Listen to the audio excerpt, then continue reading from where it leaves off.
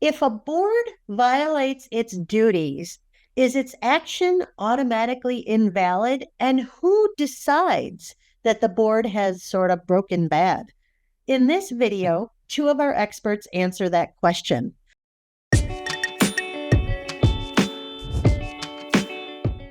Welcome to this HOAleader.com video chat with two of our experts.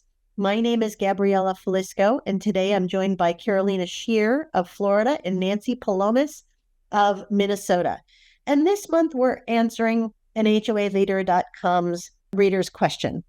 Our reader wants to know, so when one or all board members, either by acting or failing to act, violate state law, condo law, their covenants or their bylaws, is that action invalid? And does the board member, if it's like, say, one person who has acted improperly, does he lose his board member spot immediately? And who answers these questions? Like, who decides it's a violation? And then who decides how to proceed?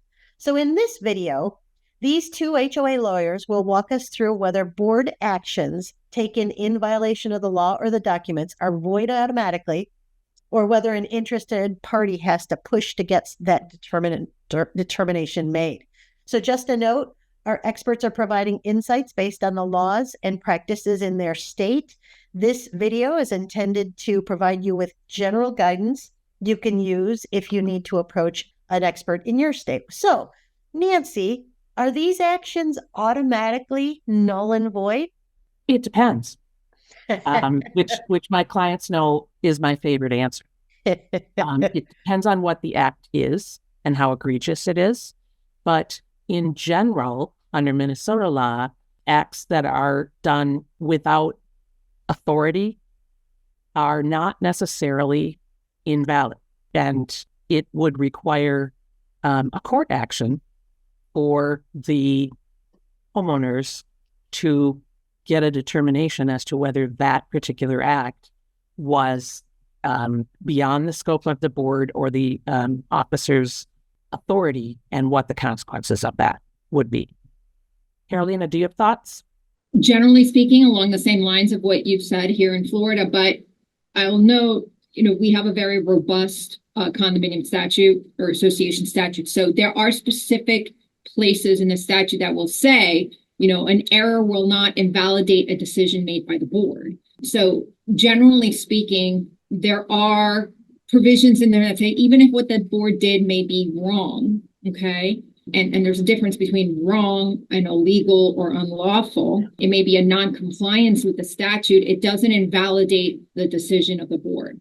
Correct. There has been some changes with regard to disclosures of conflicts of interest and the ability of an association membership to thereafter disapprove of a particular contract. I don't want to say the word void, but basically there are some provisions in there.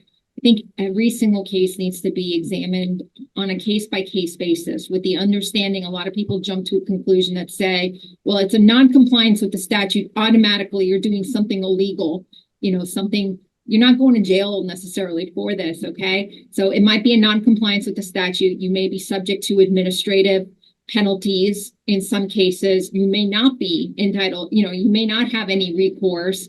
Or a slap on the wrist. It just depends on what the specific violation or non-compliance with the statute may be. Excellent. Okay.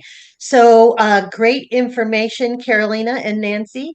Thank you for that. Listeners, be sure to click the link below to watch the additional extended video where these two experts discuss how all this needs to play out when boards supposedly have violated their duties.